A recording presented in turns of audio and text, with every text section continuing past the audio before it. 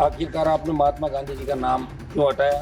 आज देश में एक ही चर्चा है कि भारत सरकार महात्मा गांधी राष्ट्रीय ग्रामीण रोजगार गारंटी अधिनियम 2005 को निरस्त करने का प्रयास करती है। गाँव से पलायन रुक गया था, कई गांव खाली हो रहे थे, लोग कमा के खाने के लिए बाहर जाने लग गए थे।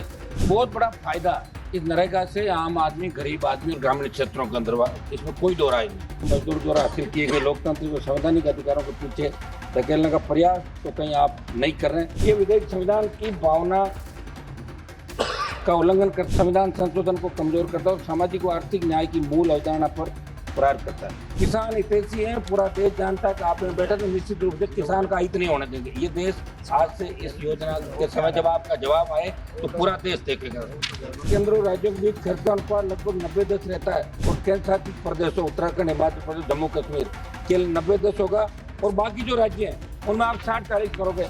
60-40 अगर कोई करेगा, 40% राज्य नहीं खर्च करेगा। मेरी मांग है कि दिशा की कमेटी का चेयरमैन आपने एमपी को बना रखा है। नरेगा की मॉनिटरिंग और नरेगा का सारा काम सांसद की अध्यक्षता में बनी कमेटी करे ताकि अपने आप भ्रष्टाचार सभापति महोदय धन्यवाद। विकसित भारत और रोजगार आजीविका के लिए गारंटी मिशन ग्रामीण विधेयक जो सरकार लेकर आई, वीबी जी राम जी बिल 2025, मैं मेरी चर्चा की शुरुआत एक प्रश्न के माध्यम से करना चाहता हूं जो कई मान्य सदस्यों ने किया। आखिरकार आपने महात्मा गांधी जी का नाम क्यों हटाया। आज देश में एक ही चर्चा है कि भारत सरकार महात्मा गांधी राष्ट्रीय ग्रामीण रोजगार गारंटी अधिनियम 2005 को निरस्त करने का प्रयास कर रही है। समझ मुद्दे जब नरेगा चालू हुआ देश के अंदर 2005 के अंदर और उसके बाद इसका नाम मनरेगा किया और निश्चित रूप से गाँव से पलायन रुक गया था, कई गांव खाली हो रहे थे, लोग कमा के खाने के लिए बाहर जाने लग गए थे। बहुत बड़ा फायदा इस नरेगा से आम आदमी, गरीब आदमी और ग्रामीण क्षेत्रों के अंदर, इसमें कोई दो राय नहीं। लेकिन अचानक से जो आप ये बिल लेके आए, कहीं न कहीं इस बिल के पीछे वास्तविकता क्या है, ये बहुत सोचने वाली बात। मैं आपके माध्यम से मंत्री जी को कहना चाहता हूँ कि देश के कई मजदूर संगठनों ने इस बिल को लेकर कड़ी आपत्ति व्यक्त की है। दशकों के निरंतर संघर्षों के माध्यम से मजदूर द्वारा हासिल किए गए लोकतांत्रिक और संवैधानिक अधिकारों के पीछे धकेलने का प्रयास तो कहीं आप नहीं कर रहे हैं। ये देश की जनता आपसे आश्वासन चाहती है, जब आप मंत्री जवाब दें।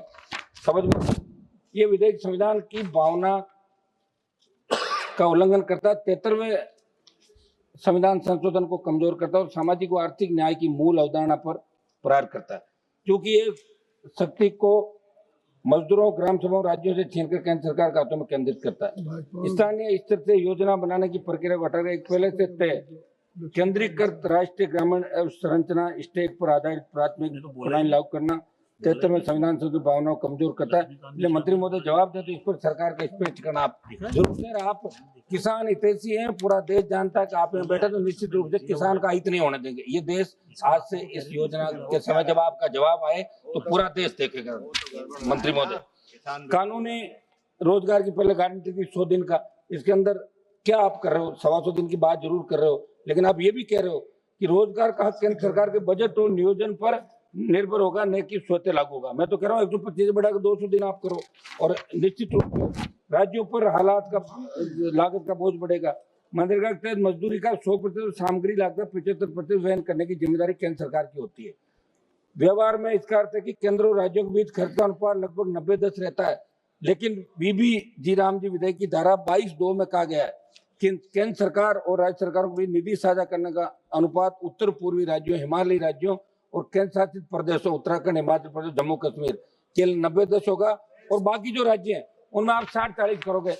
मंत्री महोदय, 60-40 अगर कोई करेगा, 40% राज्य नहीं खर्च करेगा, क्योंकि पहले से ही आप जो राज्यों के अंदर नरेगा के काम हुए, जिलों में हुए, अभी भी बहुत सा भुगतान हर राज्य का बाकी दिल्ली के अंदर अटका हुआ है, तो क्यों राज्य इस योजना को लागू करेगा? तो धीरे धीरे योजना स्वतः ही समाप्ति को चली जाएगी। इसका भी आप विशेष रूप से जब आप जवाब दें तो इसको क्लियर आप करें। समझ महोदय, नई व्यवस्था में प्रावधान न केवल राज्यों पर भारी वित्तीय बोझ डालता बल्कि गरीब राज्यों और राज्यों बात को मंत्री जी ने नोट कर लिया। एक मिनट, समान रूप से असर डालता है जहां से बड़ी संख्या में लोग रोजगार के पलायन करते हैं, जिन्हें ग्रामीण रोजगार की सबसे अधिक जरूरत है।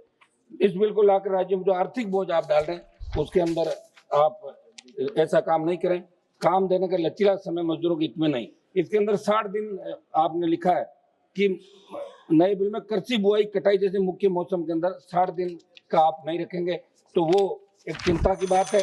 एक मिनट सभापति महोदय, मेरा एक आग्रह था, एक मिनट के अंदर मेरा सुझाव है सर इसके अंदर कि ये नरेगा का जो काम हो रहा है, इस नरेगा के काम के अंदर 60-40 का रेशियो वहां पे होता है भाई। 60-40 का जो रेशियो पंचायतें करती है उनको उस हिसाब से सैंक्शन निकलती है। भारी भ्रष्टाचार नरेगा कामों को देखने का मिलता है। मेरी मांग है कि दिशा की कमेटी का चेयरमैन आपने एमपी को बना रखा है, तो एक मिनट साहब सुझाव तो ना प्लीज, एक मिनट। तो नरेगा के अंदर जिस तरह दिशा का चेयरमैन एमपी है, नरेगा की मॉनिटरिंग और नरेगा का सारा काम सांसद की अध्यक्षता में बड़ी कमेटी करे, ताकि अपने आप भ्रष्टाचार में। चंद्रशेखर जी, दूसरी एक मिनट समाप्त तो करते सर, बहुत बड़ी बात आप आपने विराजे, सुनो सर, आपने आप बड़ी विराजे बात आधे मिनट के अंदर। मैं आज ये था भाई सब लोग बैठ के रात तक इसको करना है। दूसरा सर, एक ये सांसद आदर्श ग्राम योजना मंत्री जी, ये आपने हमारे को दे दी और 5-5 गांव हम चुनते हैं इसके अंदर, लेकिन एमपी लेड से हम कितना पैसा देंगे? आप 5 करोड़ रुपए जो दे रहे हो, एक सेकंड सर, समाप्त करो, एक सेकंड सर, बिल से संबंधित बात आ गई। एक सेकंड, 10 लाख रुपए आप इसके अंदर। धन्यवाद।